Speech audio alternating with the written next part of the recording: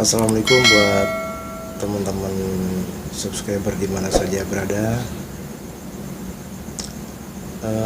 Video kali ini video tentang pijat refleksi ya.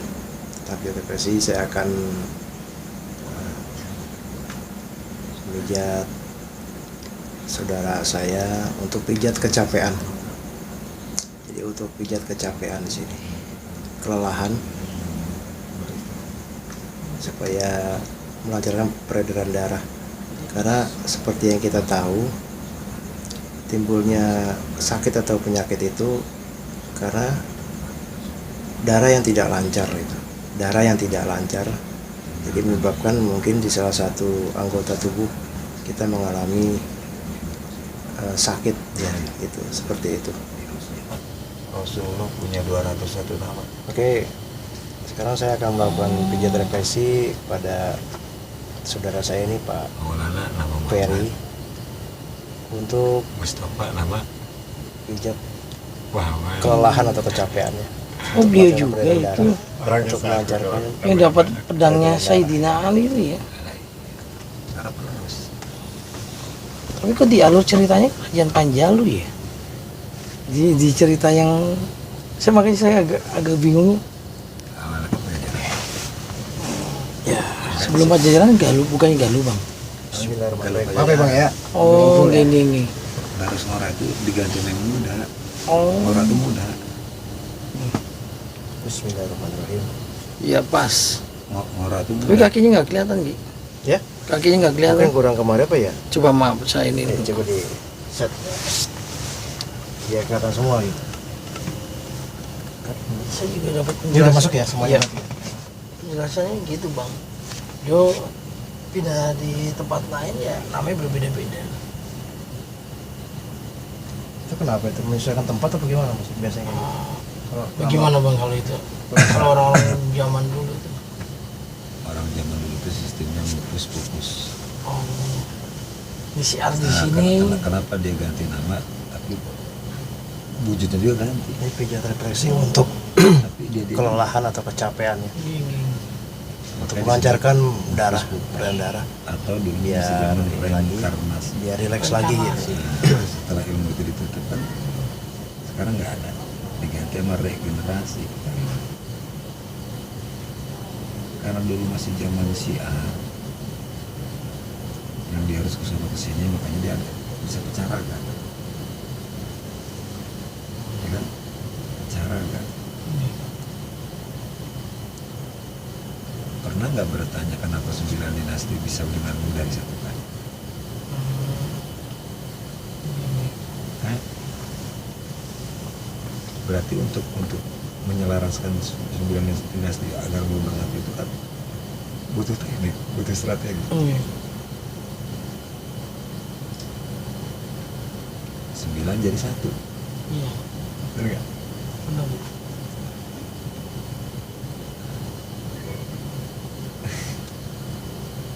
Ya cuman kalau itu hikmah, kalau diceritain secara syariat makanya hikmah itu nggak bisa disambungin ke sejarah juga, karena pasti akan berbeda yang dengan alur sejarah yang sudah dibuka. Karena apa? Itu yang disembunyikan, hikmah itu kan tersembunyi. Iya. Ditakutkannya begitu.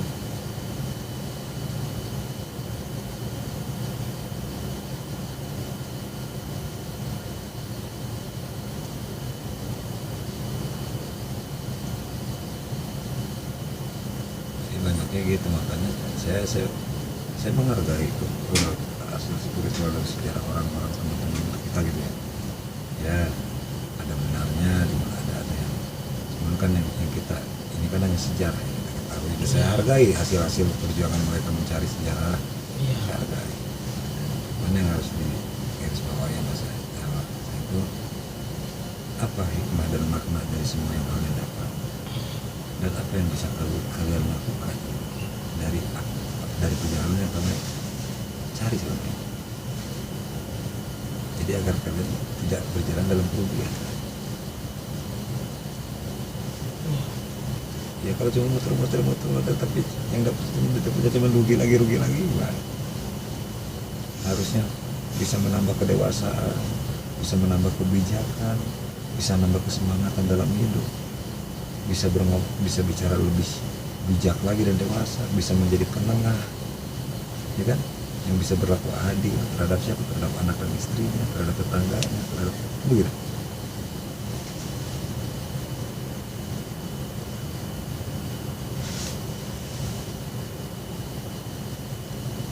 Coba deh hasil keilmuan spiritual abang sharing di depan umum paling disebut orang gila.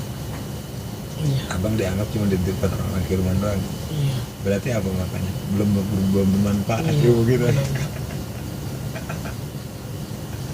Bener gak? Buktiin dong. Kalau menghasil sejarah itu bisa membangun manusia ya gak? Buktiin.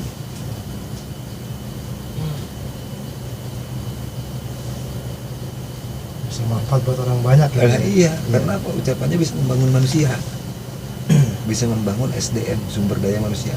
Memang teman-teman sambil ngobrol-ngobrol masalah sejarah, masalah spiritual, keagamaan juga, sambil pijat refleksi begitu.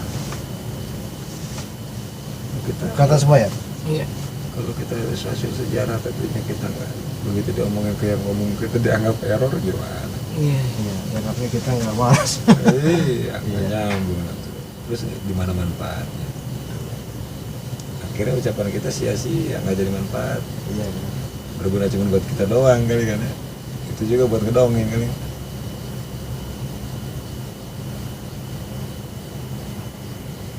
Tapi kalau kita kaji, kita ambil makna terus masuk akal dan bisa memotivasi untuk seseorang membangun jiwanya, membangun raganya sehingga menjadi bergeraknya menjadi manusia yang sebagaimana mestinya, itu kan lebih bermanfaat.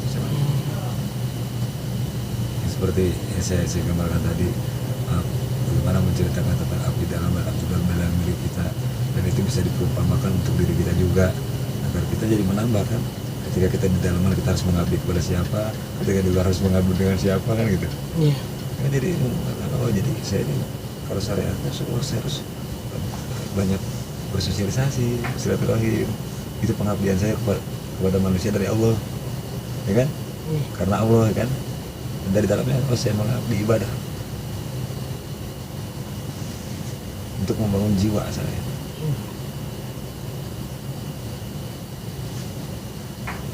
Dan melakukan kebaikan karena Allah juga, tanpa orang lain ketahui. Jadi dapat semua ya. Dapat semua. Jadi kita abdi dalam megang, abdi luar megang ya. Iya. Ini berarti abdi luar. Iya, abdi luar di dalam. Represi abdi luar. Jadi gini, Iya. abdi luar itu ketika abang Ya. setelah melakukan sholat. Iya. Abdi milanas lah. Nah, setelah abang keluar Iya. habis beres sholat menghadap Allah nih, Iya. abang jadi abdi luar. Iya. Ketika abang sholat, abang jadi abdi dalam. Oh iya ngerti.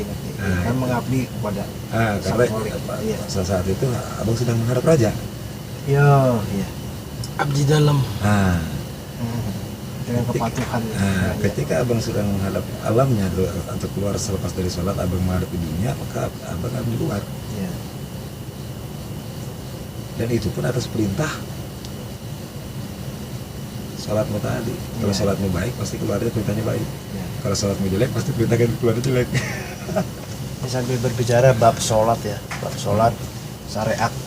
Karena segala sesuatu dimulai dari syariatnya dulu ya Bang Ferry. Ya, iya. Nah, kalau syariatnya udah kuat, pondasinya kuat, ya semuanya akan berjalan beriringan bersamaan gitu. Nah, saya alhamdulillah nih, saya sama sahabat saya Mas Eko kesini dapat pencerahan dari Bang Ferry gitu. Karena kita belajar dimanapun bisa gitu, tidak harus di pondok pesantren. Ini pondok pesantren berjalan. Yang penting bersumber dari yang nyata. Ya, bersumber dari yang nyata. Dan berpegang sama dua tadi ya, Bang ya. Iya. Berpegang Quran dan hadis. Kayak gitu. Saya bukan ilmu atau pengisian badan, atau bukan ini pengisian kolbu khususnya. Karena saya merasa gersang gitu ya. Jadi ketemu dengan Bang Ferry menceritakan sejarah dan segala macam. Akhirnya sampai ke masalah apa tadi Bang? Syariat ya Bang ya.